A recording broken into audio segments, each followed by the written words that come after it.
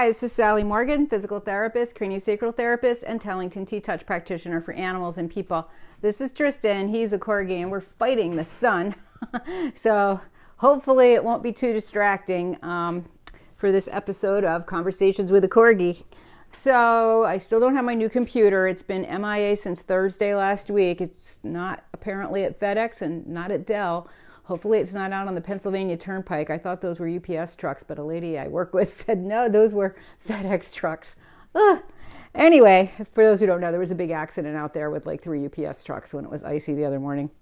So today I have a Corgi friend online named Lynn who happened to take her dog outside to pee at the exact moment of the fireworks. He's a bit of a senior Corgi. He freaked out and she does not know what to do with him. He won't go outside and he's shaking. I mean, it's days later and he's just really upset. She's made him a little nest and I mean, he's, you know, when a dog that typically pees outside goes in the house, you know he's really scared. So some of the other Corgi people advised a couple of things which were very good suggestions. One was to take him outside and try to get him to eat and, you know, speak to him firmly, like we're going out now, we're definitely going outside, which is on the right track. The firmly isn't like, don't be naughty. The firmly is more like, I'm here, I've got things. I am in control. You are not going to be hurt. I'm here with you. So it's more about extreme confidence and saying, you know, I've got this. You're all set. I'm here. And so that's why you need that calm, firm voice. It's a slight change in inflection from the naughty to the authoritative, in control, power voice. But that's what you need to do when your dog is that scared. The other advice the Corgi ladies gave was feed him really good treats because Tristan has been so scared many times in his life where he won't eat a treat. And I have had to up the quality of the treat.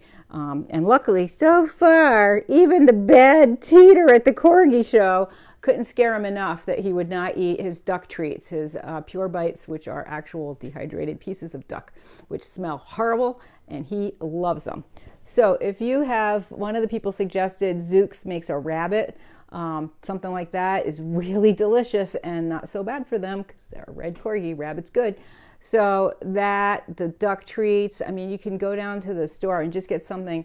I mean, a lot of dogs will eat cheese in that situation, but some won't. And the cheese has the other benefit of having lactose in it, which is calming to the nervous system.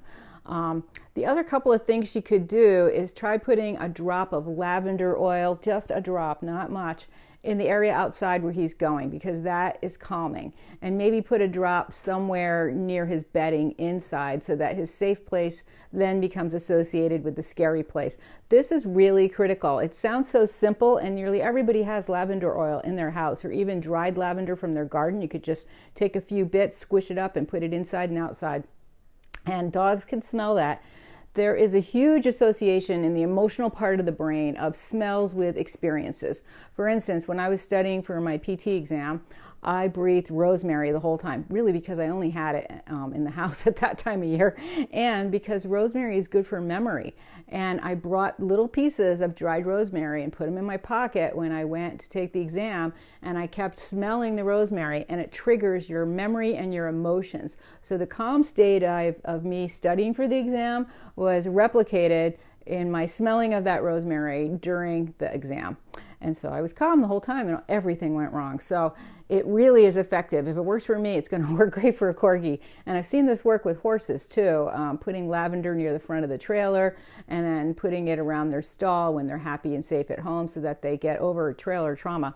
So lavender oil, Lynn, try that for your dog. A little drop on his bedding and just, I mean, not a lot, just a teeny drop on his bedding and then outside where you're trying to take him to go so that you can reach that limbic system, the emotional part of his brain, to help him calm down when he's outside. Another thing I recommended the other day when we did this talk pre-fireworks is this flower essence, Christ Ease. And this is good for getting over recent trauma. And this is on my website. It's on my sister's website. Lynn, if you want some, PM me. I think I have a couple of bottles here in the house. I can shoot it out to you. And even if you don't get it, like let's say next week, it would still be effective because For instance, if you take that little guy outside and everything's going okay for a couple of weeks and then there's a thunderstorm or something and he gets scared again, you might need a bottle of this around the house to help keep him calm. So there's that. I also suggested she do these T-touch ear strokes. You don't have to spend a lot of time learning T-touches to be effective. And I mean, she's really in a situation. It's been days since this guy's gone outside to the bathroom. Just stroking the ear like this with a little extra snuggle at the end where that shock point is can help this boy calm down. She can do this in the house. And then when she gets him outside, speaking in a calm, soothing voice can also help while you're doing this. And Linda always says, talk in whole sentences and tell him the behavior you want to see. Like, you're such a good boy. You're all safe out here. You can pee anywhere you want, and I've got everything under control. Nothing bad's going to happen to you. And we're out here, and there's no loud noises, and I'm touching your ear so you know nothing's going on. So that's the kind of thing you want to do. The other option, which is super important.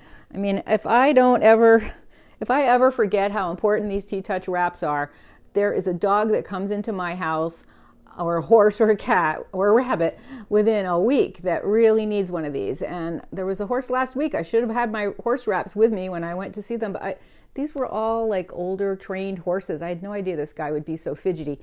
Next time, wraps for this horse. So anyway, take your wrap, which is an ace bandage, Lynn, flip it around the front end of your dog, bring it up to his shoulders, cross it, go under his tummy, come back up. And then this one has Velcro because my friend Jamie was so sweet as to make these for us. But you can pin it, you can tie it. Try not to do it right on top of the spine. Now Tristan just took a deep breath because he only wears his wraps when something scary is going on. And he's like, oh, what's happening now? But it calms him when he takes that deep breath. So this is the kind of thing you want to do, Lynn. And, you know, if you don't have a wrap, just use a piece of fabric. Fleece works pretty well, and just use a safety pin or something to tie it here to hold it.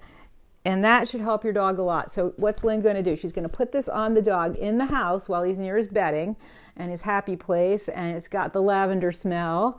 And then she's going to take him outside with this on, and notice that there's plenty of room here for him to pee without hitting his wrap. It's all up at the front end, especially with a Corgi. With a Chihuahua, you need a little wrap. But, you know, if you only have a 4-inch one, this is a 2-inch one, I think. If you only have a 4-inch one in the house, that's fine. I don't know what size her dog is, but I'm guessing he's like a normal Corgi, so he's like 27, 28 pounds. So just put the wrap on him when he's outside. And remember to stroke his ears and tell him what you want. You're safe. I'm with you. I'll make sure nothing happens to you. Even if there's a loud noise, it's okay. You're still going to get your kibble. And look at these rabbit treats I have for you. They're so delicious. Don't you want to eat lots of bunnies and take lots of deep breaths yourself? And calm yourself, because what happens when this dog is not going outside for days, you get really anxious and upset because you're worried. He really needs to go outside. You cannot mop up pee for the rest of your life. And it's really not fair to put a belly band on the guy and just let him suffer in the house. So you've got to keep yourself calm. Take those deep breaths. It's all right. Linda recommends singing to them. I often use Three Blind Mice or Row, Row, Row Your Boat as a melody to do some of that singing. And so you'll say, you're a good Corgi. I can't sing at all. I'm just telling you that right now. You won't recognize the melody. You're a good Corgi, and you love to pee outside, and mommy loves you. So that's the kind of things you need to do. And when you're singing, you're breathing more, and that helps your dog, because then he'll breathe. Right, Tristan? He's like, Mom, you are the worst singer. You are the un-American Idol. Please don't sing to me anymore. So those are a couple of things, Lynn, that you can do. Stroking the ears, a little lavender oil on the inside and outside of the area where you are. And really, you can buy lavender oil in Walmart practically these days, so that shouldn't be hard to get, but you just need a tiny bit. And, lavender dryer sheets in a bind might work. They smell awful, so I don't think that would be a good thing. There's so many chemicals in them. But, a lot of people have lavender in their garden, and so it's easy to just take a little pinch. And I think you can even buy lavender in the grocery store as like herb to make herbs de Provence or put in your food. So you should have no trouble getting some lavender smell for that little guy, Lynn. And stroke the ears, sing to your dog, tell him the behavior you want to see. Start this inside, follow it up outside, and then just do this several times in a row.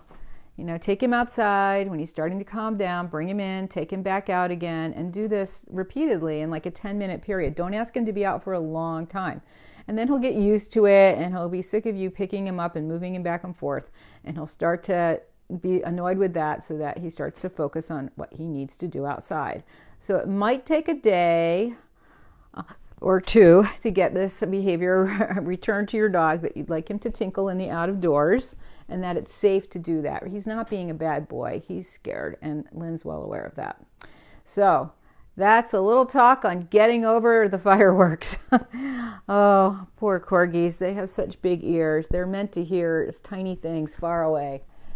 Danny sings to hers.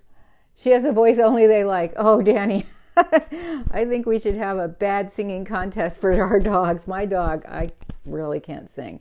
I'm a terrible singer. It's a heartbreak to my mother, because she loves music and she loves to sing. And thank God I can play many instruments because that gets me by in life with my very bad singing. So thanks for joining us today for this episode of Conversations with a Corgi. I still don't have the new computer, like I said. I'm hoping it'll turn up today. I thought it would turn up yesterday, but I'm hoping it will turn up today. And I'll have the old one in the car with me, because I'll be down near Brian's house and I can drop it off. So in that regard, if I don't respond to emails and things right away on Facebook, it's because my computer's away and my phone is this big. I can't read it very well. So, and if it happens today and Brian gets it, I should be able to get it back by Friday or Thursday. But if it doesn't work out today, I'll be here on Thursday doing this again. So in the meantime, everybody have a great day. Get ready for the rain in the south, and we're getting some lovely warm weather on the whole East Coast by the weekend. I mean, it's going to be almost 60. Hope some of the snow melts. A little sick of snow. That first storm at 2.5 feet, that wore me out. I don't need any more snow. You're welcome, Danny. Everybody have a great day. We'll see you soon.